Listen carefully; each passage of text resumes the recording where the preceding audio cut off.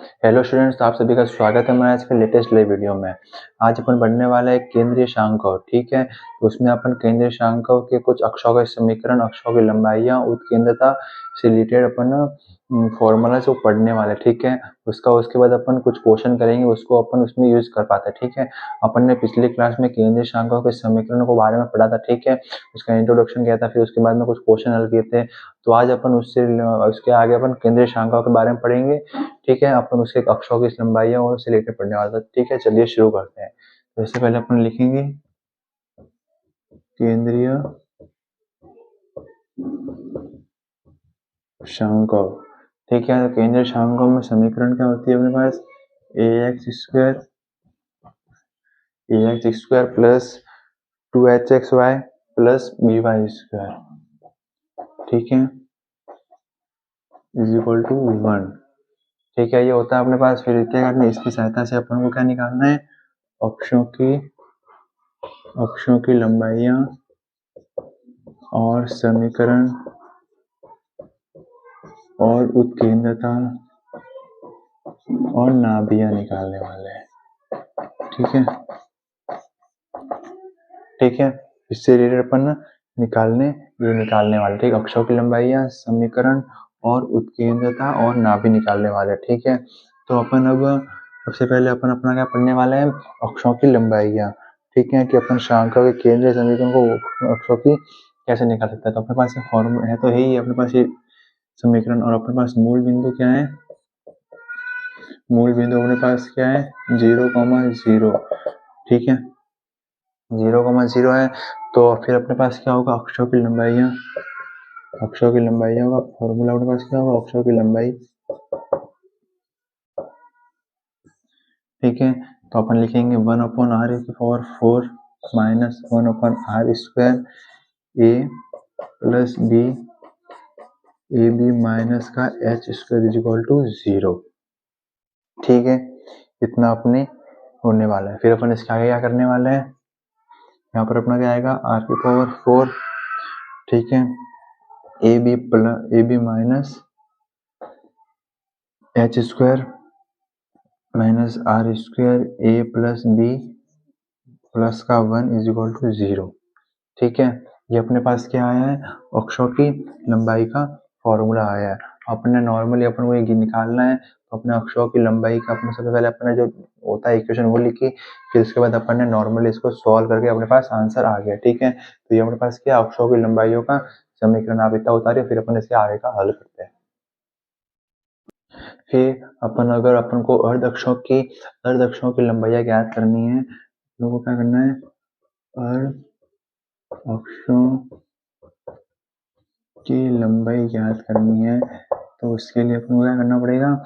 उसमें r² जो द्विघात समीकरण अपने पास द्विघात समीकरण है, जिसके अपने पास कितने मूल होंगे? अपने पास 2 मूल होते हैं।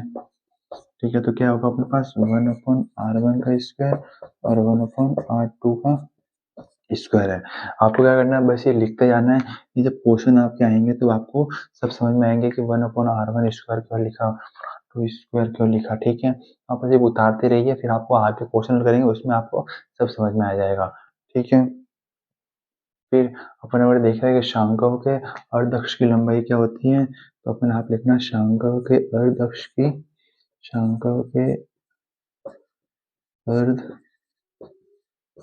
की लंबाई क्या होती है? तो अपने पास r1 और r2 होगा। ठीक है, फिर अपन आप इसके आगे लिखने वाले हैं कि शांकव के अक्ष की लंबाई क्या होगी। ये तो अर्ध अक्ष है, और अपने पास इधर आ जाए कि यही अपन लिख देते हैं कि अक्ष की लंबाई क्या होगी। अपने पास अक्ष की लंबाई तो वो अपने पास क्या होगी? 2r1 और 2r2 होगी।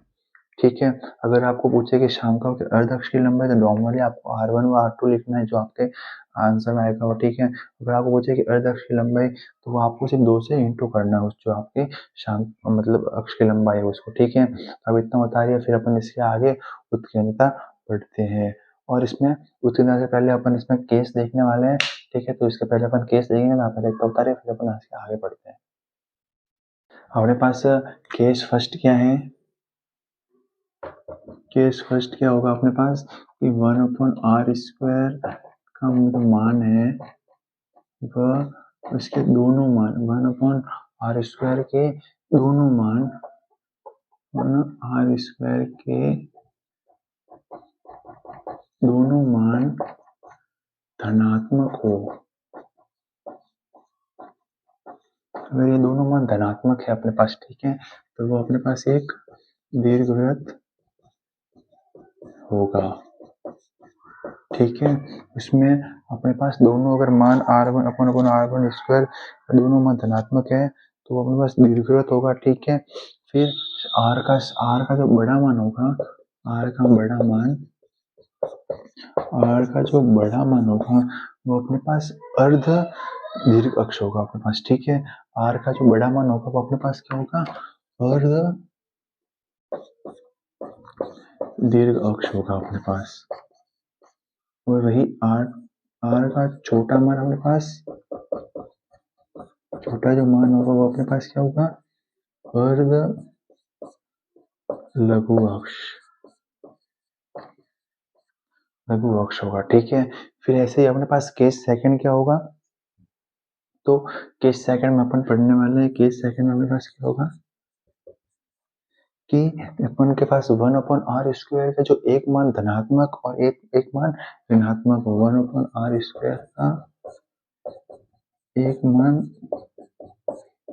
धनात्मक और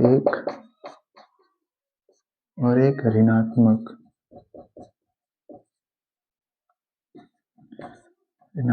हो। ठीक है, तो इसमें अपने पास अगर एक मान धनात्मक एक मान ऋणात्मक होगा तो r का बड़ा मान अपन क्या कहेंगे, r का बड़ा मान अपने पास क्या होगा, अर्ध अनुप्रस्थ अक्ष होगा। वो अर्ध अनुप्रस्थ अक्ष। ठीक है, और अपने पास अगर दूसरा r का छोटा मान अपने पास क्या होगा, r का छोटा मान अपने पास क्या होगा, अपने पास होगा अर्ध संयुग्मी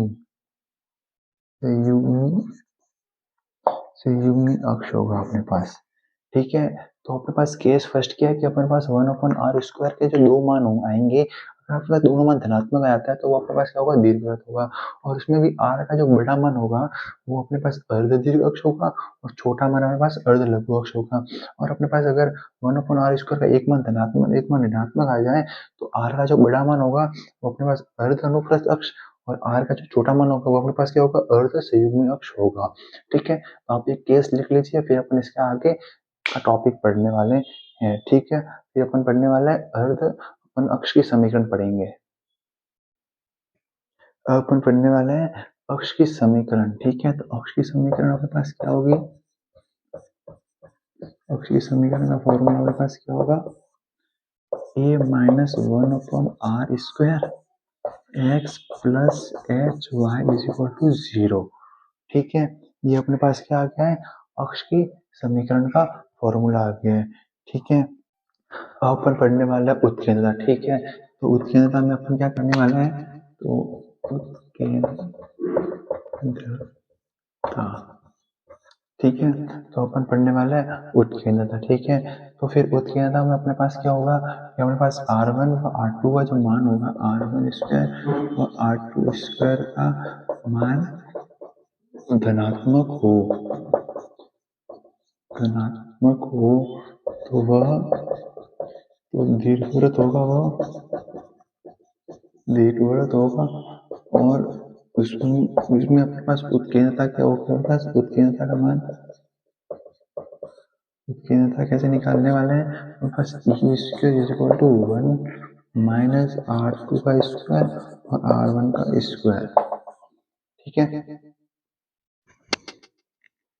तो अपने पास अगर उत्केंद्रता r1 व r1² व r2 का मान धनात्मक हो तो दीर्घवृत्त होगा, तो आपको पता ही है। ठीक है, अगर फिर उत्केंद्रता कैसे निकालनी है, अपने पास फॉर्मूला क्या होगा, e² = 1 - r²r2² अपॉन r1²। और इसी जगह अपने पास केस सेकंड, एक केस फर्स्ट है आपका, अपने पास सेकंड क्या होगा कि r1 व r2 का जो मान है, एक मान धनात्मक और एक मान ऋणात्मक हो। r1 व r2 में एक धनात्मक व एक ऋणात्मक हो तो वह अतिपरवलय होगा। अतिपरवलय होगा, ठीक है। तो फिर अतिपरवलय होगा तो उसमें उत्कीर्णता क्या होगी, तो a square is equal to 1 minus 1 plus R2 का स्क्वायर और R1 का स्क्वायर, ठीक है। अगर वह अपने पास R1 स्क्वायर व R2 स्क्वायर में एक धनात्मक और एक ऋणात्मक हो तो वह अतिपरवलय होगा और उसमें उत्कीर्णता का मान हमारे पास क्या होगा, a square is equal to 1 plus R2 का स्क्वायर अपन R1 का स्क्वायर होगा, ठीक है। तो आप इतना उतार लीजिए, फिर अपन इसके आगे का पढ़ते हैं, ठीक है।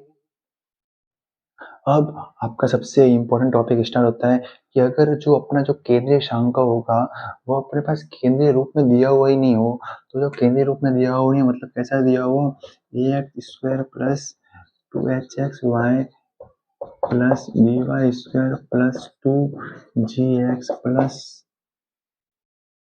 2hhy plus c is equal to 0, ठीक है। इस टाइप से दिया हुआ हो, ठीक है। ये आपका केंद्रीय शंक आपका क्वेश्चन में ऐसा दिया हुआ आएगा, ठीक है। फिर आपको फिर उसको केंद्रीय शाम रूप में बदलना पड़ेगा, ठीक है। आपको पहले ये नॉर्मली इक्वेशन दी हुई आएगी, फिर इसको आपको केंद्रीय शांकों में बदलना पड़ेगा। तो इसके लिए आपको क्या करना पड़ेगा, उसके लिए आपको सबसे पहले इसका del f by del x निकालना पड़ेगा।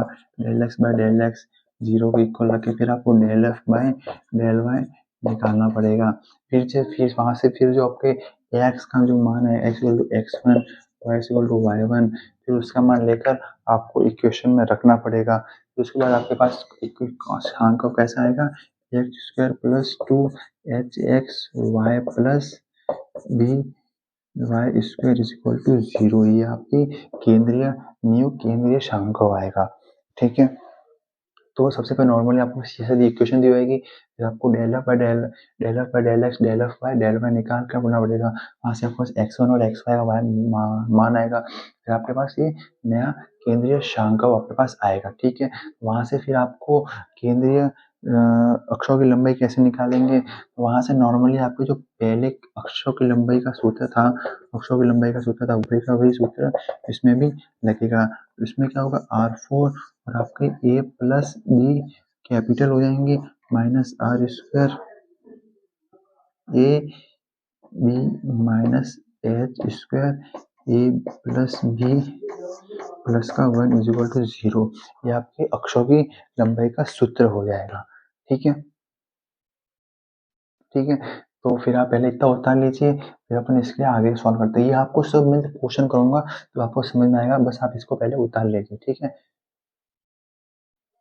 फिर अपन इसके अक्षों की समीकरण, ठीक है।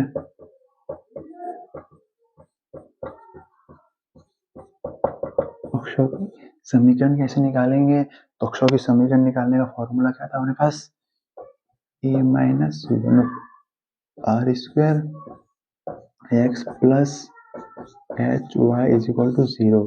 तो इसमें हमारे पास क्या होगा, normally a minus one square तो रहेगा, फिर प्लस एक्स माइनस x1 होगा अपने पास और प्लस एच तो कैपिटल आएगा अपने पास यहाँ पे, और y minus Y plus y1 0 अपने पास हो जाएगा।